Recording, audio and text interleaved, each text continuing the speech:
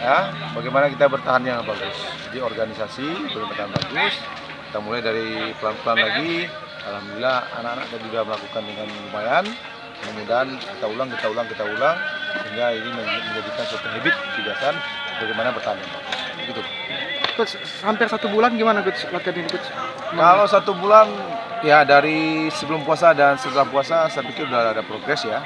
Artinya pertama dari kondisi fisik anak-anak udah mulai bagus.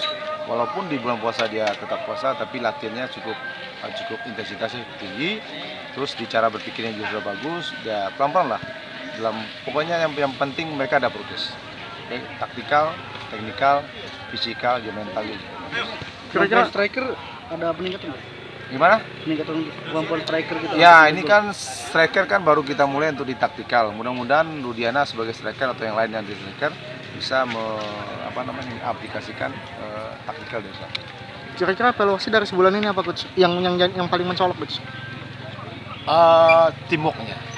Teamworknya harus kita perbaiki karena kita kan tim yang secara utuhnya kan baru terbentuk sekitar 80%. Ya, kita coba pelan-pelan kalau kita mulai teamwork lagi kita tambah.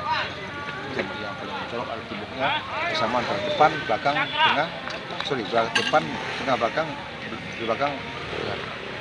Coach, untuk pemain trial yang tersisa tinggal berapa coach yang kita ambil?